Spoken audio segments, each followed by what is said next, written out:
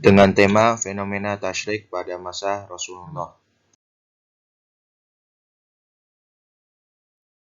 Fenomena tasyrik pada masa Rasulullah, di sini kita akan bedakan menjadi 5 bagian. Yang pertama, fenomena tasyrik bangsa Arab pra-Islam. Yang kedua, tasyrik pada periode Makkah.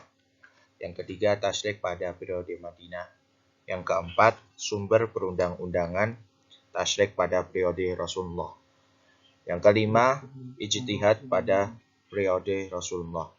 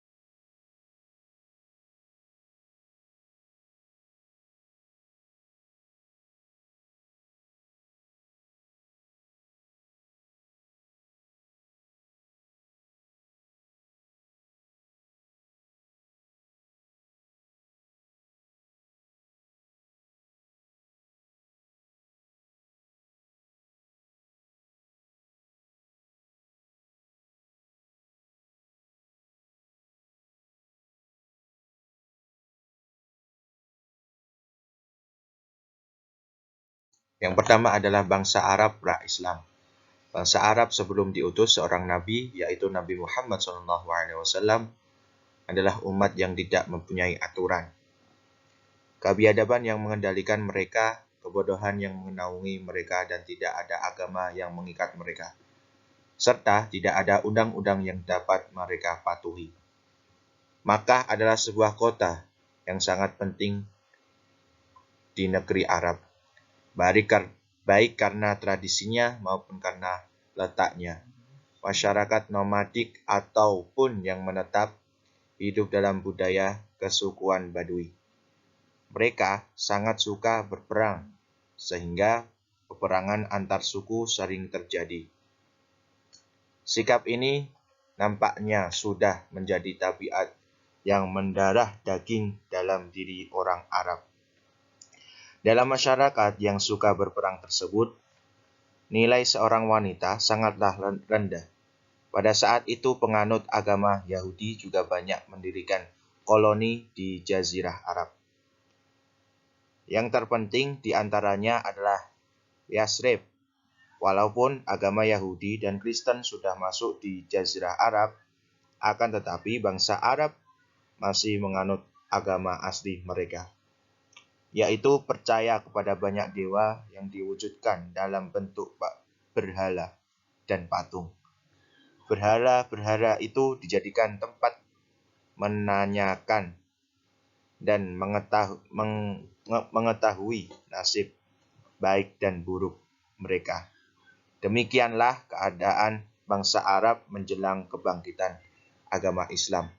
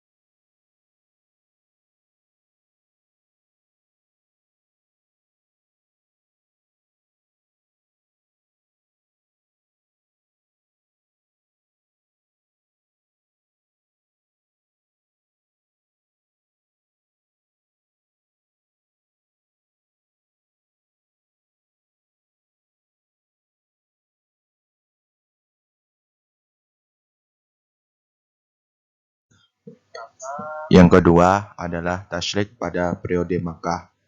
Selama 13 tahun masa kenabian Nabi Muhammad SAW di Makkah, sedikit demi sedikit turun hukum.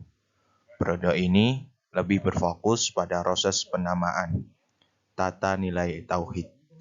Pada awalnya, Islam berorientasi memperbaiki akidah, karena akidah merupakan fundamen yang akan berdiri di atasnya, apapun bentuknya.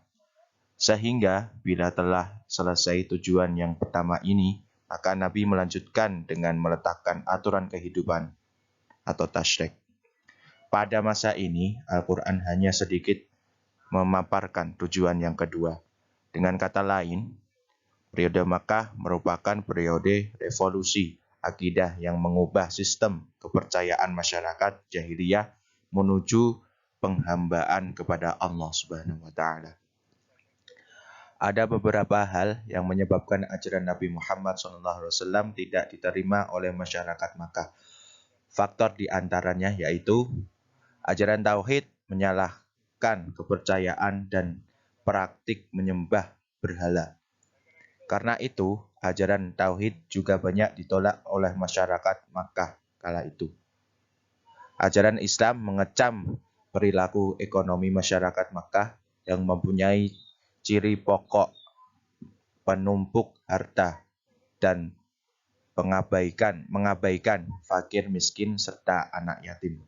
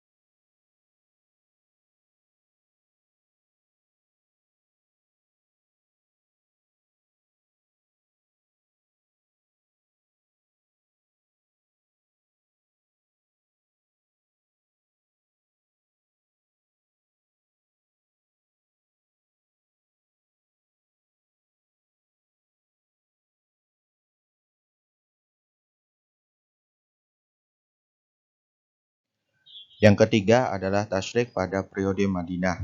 Pada fase atau periode ini, Islam sudah kuat dan berkembang dengan pesatnya. Adapun periode Madinah ini dikenal dengan periode penataan dan pemapanan masyarakat sebagai masyarakat percontohan. Oleh karena itu, di periode Madinah inilah ayat-ayat yang memuat hukum-hukum untuk keperluan tersebut turun, baik yang berbicara tentang ritual maupun sosial.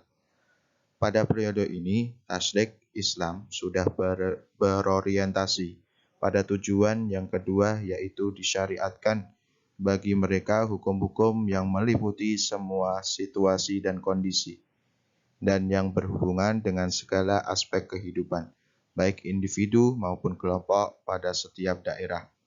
Ada 3 aspek dari proses perkembangan syariat pada periode ini.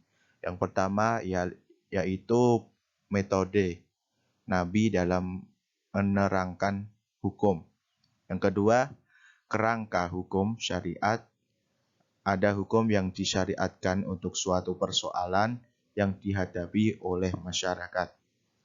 Yang ketiga, turunnya syariat secara bertahap atau periodik. Maksudnya, pembentukan kondisi masyarakat yang layak dan siap menerima Islam harus menjadi prioritas yang diutamakan.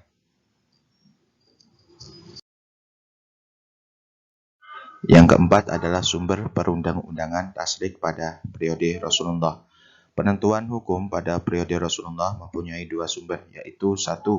Wahyu ilahi, dan kedua yaitu sunnah atau hadis.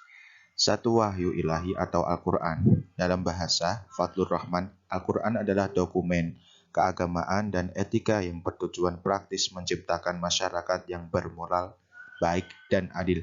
Ada karakteristik yang sangat menonjol dari Al-Quran, yaitu Al-Quran diturunkan dalam ruang dan waktu tertentu, sebab tertentu, tetapi esensi dalam kalam Tuhan tersebut adalah universal, sehingga mengatasi ruang dan waktu. Yang kedua adalah sunnah. Sunnah adalah sumber fikih kedua setelah Al-Quran. Dalam terminologi muhaddisin, fuqaha, dan usuliyin, sunnah berarti setiap sesuatu yang dinisbatkan kepada Nabi Muhammad, baik perkataan, perbuatan, dan ketentuan. Ketika muncul sesuatu yang menghendaki peraturan, sedang Allah tidak mewahyukan kepada Rasulullah ayat Al-Quran yang menunjukkan hukum yang dikehendakinya, maka Rasulullah berijtihad untuk mengetahui ketentuan hukumnya. Hukum yang diisyaratkan pada periode Rasulullah itu sumbernya adalah Al-Quran dan ijtihad Nabi atau sunnah.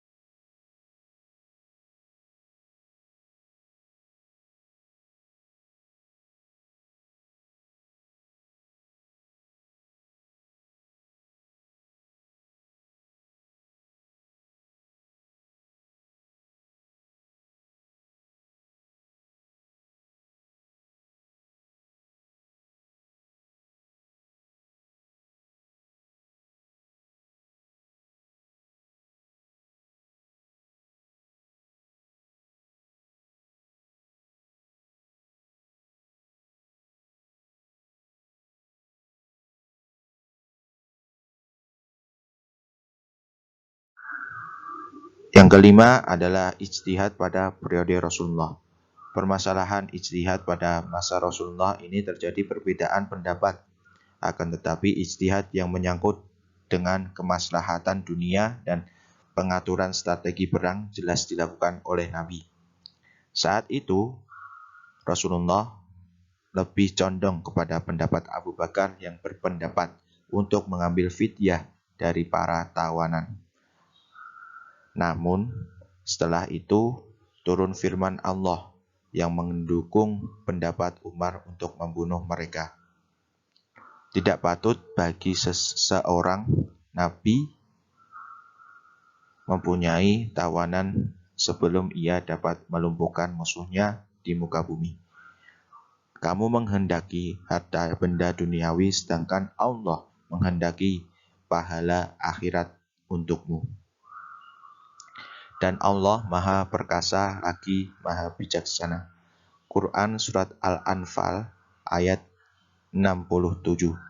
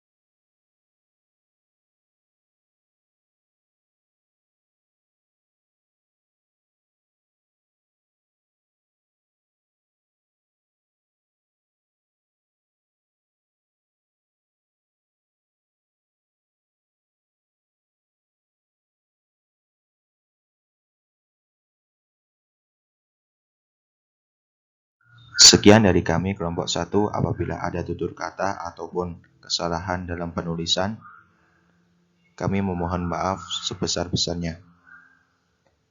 Wabillahi taufik wal hidayah. Assalamualaikum warahmatullahi wabarakatuh.